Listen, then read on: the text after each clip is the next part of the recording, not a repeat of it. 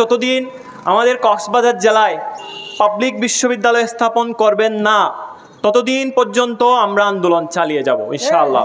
বাংলাদেশ ইসলামী ছাত্র শিবির একটি শিক্ষাবান্ধব ছাত্র সংগঠন।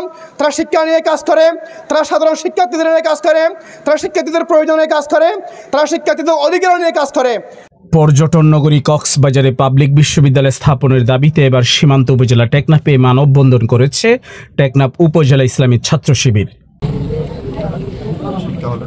রবিবার ২৬ অক্টোবর বিকাল ৩টায় টেকনাফ উপজেলা কেন্দ্রীয় শহীদ মিনার চত্বরে এই মানববন্ধন অনুষ্ঠিত হয়।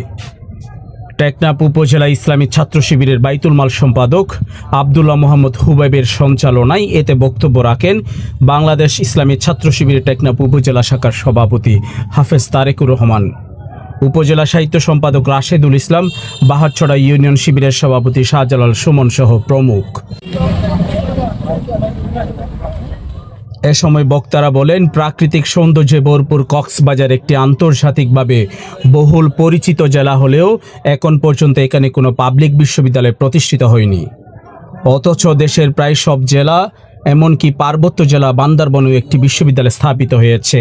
বাংলাদেশের অনেক জেলা আছে, যে জেলাতে নাটোর থেকে শুরু করে, বান্দরবন থেকে শুরু করে, কুষ্টিয়া থেকে শুরু করে, সুনামগঞ্জ থেকে শুরু করে অনেক জেলা আছে যেখানে বিশ্ববিদ্যালয় আছে, কিন্তু আমাদের এই কক্সবাজার জেলায় একটিও বিশ্ববিদ্যালয় নেই। এই জেলার গুরুত্ব বুঝে এই শিক্ষার্থীদের প্রাণের দাবি একটি বিশ্ববিদ্যালয় স্থাপন করা হোক।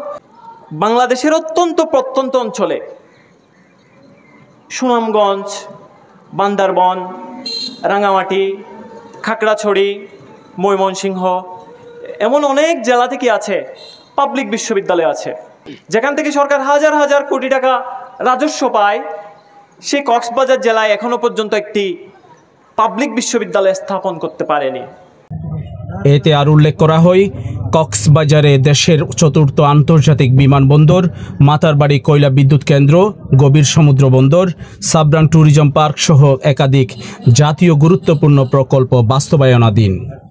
এসব প্রতিষ্ঠান ও দেশের জন্য দক্ষ জনবল গড়ে তুলতে একটি পাবলিক বিশ্ববিদ্যালয় স্থাপন এখন সময়ের দাবি। এখানে দীর্ঘতম সমুদ্র সৈকত আছে, এখানে আইকনিক রেল স্টেশন আছে, এখানে 1200 মেগাওয়াটের কয়লা বিদ্যুৎ আছে, সাবরাম ট্যুরিজম পার্ক আছে।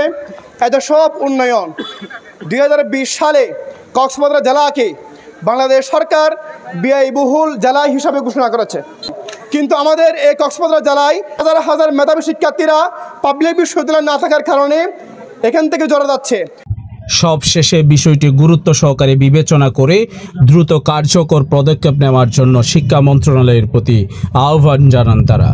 সরকারের কাছে দাবি জানাতে চাই যাতে অতি শীঘ্রই দক্ষিণ চট্টগ্রাম তথা কক্সবাজার জেলায় একটা পাবলিক বিশ্ববিদ্যালয় স্থাপন করেন। নিউজ ডেস্ক, রূপান্তর।